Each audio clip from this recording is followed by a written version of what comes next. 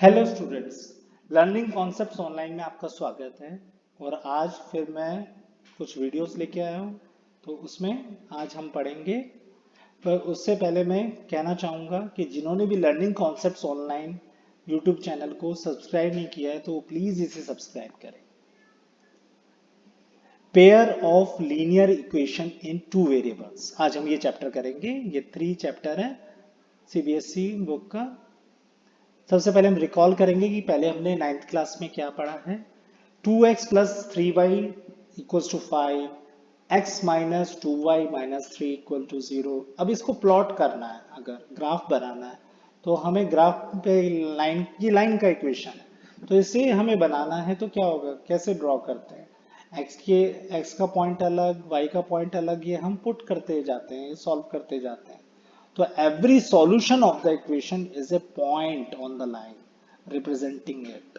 तो हर कोई सॉल्यूशन इसमें क्या है, एक पॉइंट है, एक्स वाई कोऑर्डिनेट है जो वो लाई करता है a x plus b y plus c equal to 0 की फॉर्म में इक्वेशन है, इस पे लाई करता है। तो it corresponds to a point on the line representing the equation and vice versa. आपने पढ़ा होगा कि दो लाइंस इंटरसेक्ट कर सकती हैं। A one x plus b one y plus c one equal to 0 है, and a two x plus b two y plus c two equals to 0 है। तो ये आपस में क्या करेंगे, इंटरसेक्ट कर सकती हैं।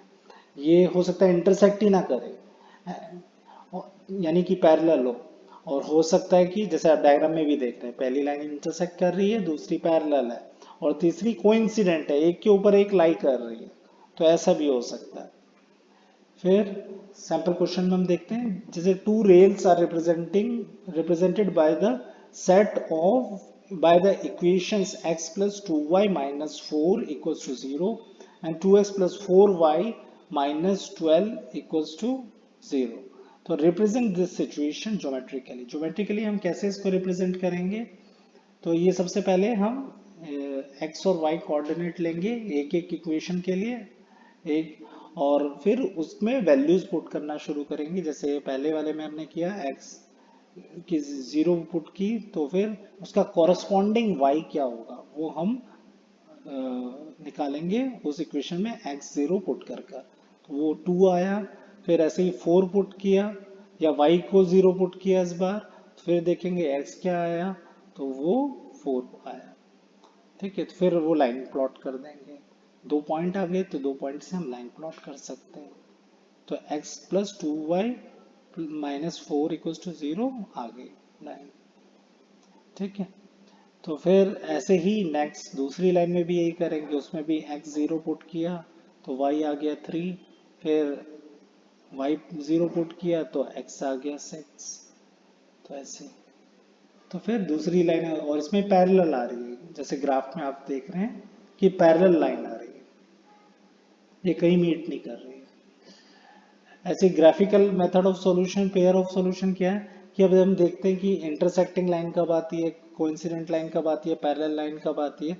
तो जैसे दो इक्वेशन अगर हमें मिली तो उसके कोऑर्डिनेट जैसे ए वन, जो को उसके कोएफिशिएंट है a one x plus b one y plus c equals to 0 है।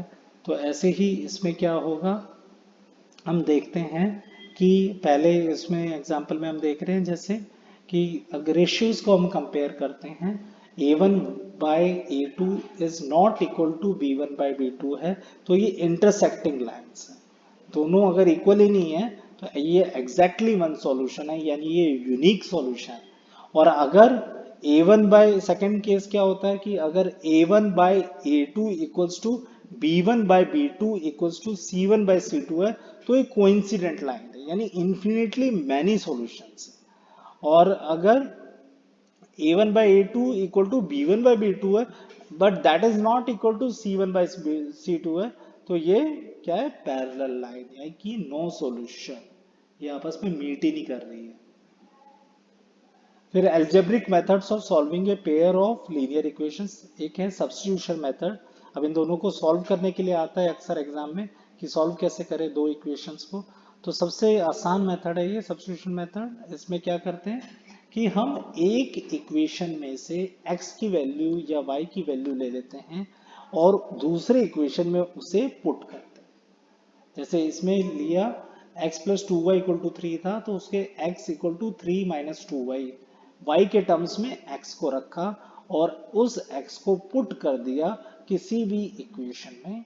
ठीक है, मतलब नेक्स्ट इक्वेशन में, दूसरे वाले इक्वेशन में पुट कर दिया, यानी फर्स्ट इक्वेशन में पुट कर दिया, तो ये बन जाएगा 7 into three minus two y, फिर minus 15y equals to two, फिर उसको सॉल्व किया तो y इक्वल टू 19/29। फिर जो y की वैल्यू आ गई तो फिर वापस थर्ड इक्वेशन में पुट कर दी, तो फिर x की वैल्यू आ जाएगी। इस तरह से दोनों की वैल्यू। तो ये सब्स्टिट्यूशन मेथड है। फिर एलिमिनेशन मेथड, एलिमिनेशन मेथड में क्या होता है कि हम दोनों की में से एक वेरिएबल के कोएफिशिएंट को इक्वल बना देते हैं, सेम बना देते हैं, और फिर सब्ट्रैक्ट कर देते हैं दोनों इक्वेशंस को। तो उससे क्या हो जाता है कि सब्ट्रैक्ट करने के बाद फिर हमारा एक वेरिएबल एलिमिनेट हो जाता है।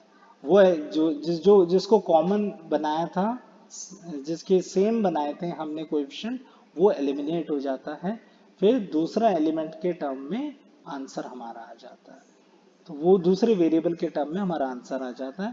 तो फिर उस वेरिएबल को फिर किसी भी इक्वेशन में पुट करके हम दूसरे वेरिएबल की वैल्यू फाइंड आउट कर देते हैं। जैसे इसने किया है 27x minus 12y equals to 6000 और 28 equal to minus 23, 12y equal to 8000। तो इन दोनों को सब्ट्रैक्ट किया। सबसे पहले 4 और 3y था, फिर उसको मल्टीप्लाई किया, इसने पूरे इक्वेशन को मल्टीप्लाई किया। फिर cross multiplication method, cross multiplication method में क्या होता है, a1x plus b1y plus c1 equal to 0 and a2x plus b2y plus c2 equal to 0। तो ये दो इक्वेशन है, तो इसमें क्या किया, तो इसको सॉल्व करने के बाद जब आता है, वैल्यू आती है x का आया x upon b1 c2 minus b2 c1 equal to y by c1 a2 minus c2 a1 equal to 1 upon a1 b2 minus a2 b1। तो इससे सॉल्व करके हम x की वैल्यू निकाल देते हैं और y की वैल्यू निकाल देते हैं। शॉर्ट फॉर्म में हम ऐसे भी लिख सकते हैं diagrammatically, b1 b1 b2 c1 c2 a1 a2 b1 b2। तो ऐसे मल्टीप्लाई करके ऐसे भी कर सकते हैं, b1 c2 minus b2 c1, ऐसे निकाल सकते हैं। ये जैसे सैंपल इक्वेशन में कई बार k की वैल्यू निकालने के लिए पूछ लेते हैं कि दो इक्वेशन दे देंगे, उसमें एक कांस्टेंट होगा जो कि उसकी वैल्यू नहीं दी होगी, तो फिर उस कोएफिशिएंट की या कांस्टेंट की वैल्यू हमें निकालनी होगी। तो ये कहेगा कि भाई ये इन्फिनिटली सॉल्यूशन है, तो लीनियर, तो उस k की वैल्यू क्या होगी इन्फिनिटली सॉल्यूशन के लिए।